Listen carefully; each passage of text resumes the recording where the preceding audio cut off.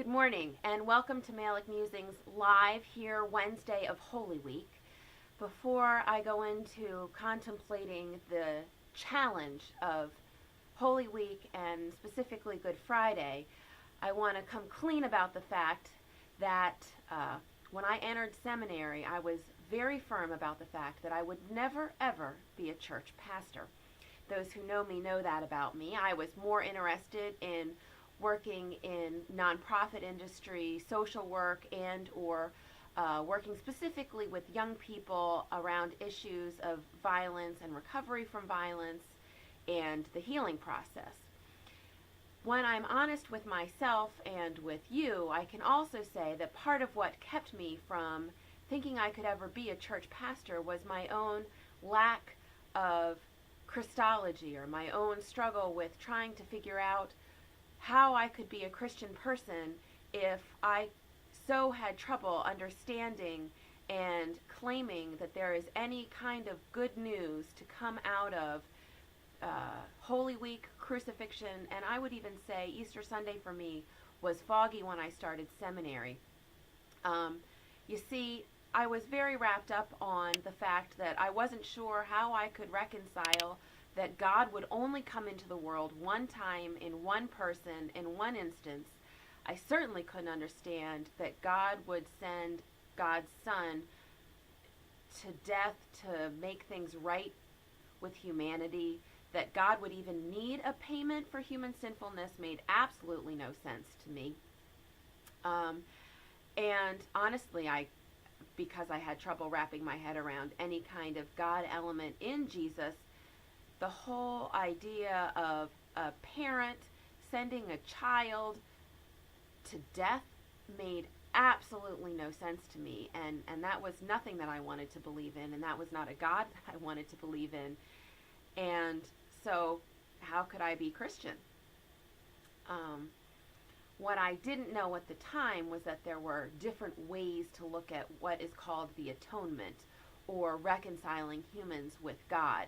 What I didn't know at the time is that a lot of what I just shared came about in theology during the Middle Ages. And just as we as humans have evolved technologically, sociologically, anthropologically, psychologically, and communally from the Middle Ages, there are other ways of theologically looking at what happened with Jesus on the cross. I still find a lot of these things challenging, and I think that they should be. But I can say that there is room within the Christian umbrella to look at the saving work that happens through Jesus' life, death, and resurrection in a different way. And I would also challenge that just as we in the progressive Christian community do not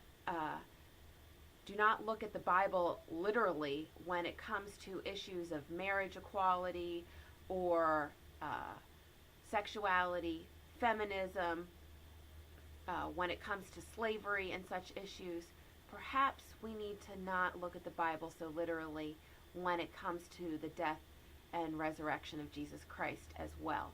Might it have been literal? Perhaps. But there's also a way of looking at the truth beyond the truth, or that's bigger truth, and that is the belief that I have that somehow God works with our created order. God created the world so that out of the most dire and desperate, the most death-filled circumstances, new life indeed grows. Resurrection does happen, and those miracles are often better and bigger and beyond our wildest dreams. So that's the perspective that I come to today. But what I want to talk a little bit about is Good Friday, because I think rather than wrestling with the reality of the violence of our world, I sought to just move from the high of Palm Sunday to the resurrection of Easter. And the reality is, in order to get to resurrection, a death needs to happen. And I don't mean that God preordained that Jesus needed to die, but that, let's face it, folks, our world is filled with crucifixion moments. 2012 taught us that, from the shootings in Aurora the shooting at the Sikh temple, the shooting at Sandy Hook Elementary School, to Hurricane Sandy on the coast, to what's happening in Syria, to the violence in our media with words that people hurl at one another, to continuing allegations of sexual abuse, both those with the Penn State scandal and those within, hate to admit it, within the life of different churches. We are a people, not just in the U.S., but in the globe, we are a people who know crucifixion. We are a people who some of us have been crucified. We are a people whom I would say also do crucifying. We betray, we deny, we stand silently by. We are a people for whom no violence. We know violence in word and we know violence in deed, and that is a tragedy. So as we move toward Good Friday, I invite you and myself to contemplate not only ways where we ourselves may have experienced different aspects of this personally, but also to get real about the fact that unfortunately our systems seem to have this model of crucifixion, of scapegoating built into them. That we are a people that like to have someone to name and to blame for, and shame for, the horrors and the challenges of our world. And that process is not life-giving at all. Whether it be looking to scapegoat the LGBT community for some of the things that we see going on in our world and some of the conversation that's currently going on in Washington, claiming that children are at risk for being raised in homes with LGBT parents, which we know is not true. Whether it be some of the rights and privileges that are afforded to those of us who come from European descent and are not afforded to our sisters and brothers of color, whether it be to generations that have created systems for the ways of doing and being that now millennials who are rising are seeking to question and challenge and help us grow and learn in a new way.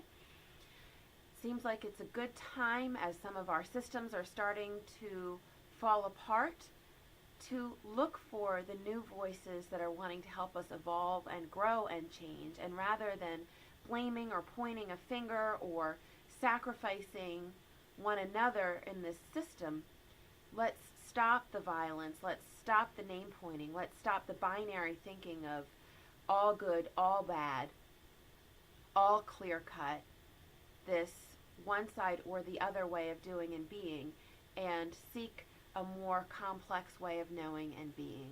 Let's find some of the way to look at the paradox in which we live and to affirm that there is indeed both good and bad, both shadow and sun-filledness in all of us and in all of our systems. May this week, as we move toward Good Friday, be a time of contemplation for each of us. May it be a time where we look at our own participation in the systems of the world and where we come clean with ourselves, with God, and with one another. Blessings and peace.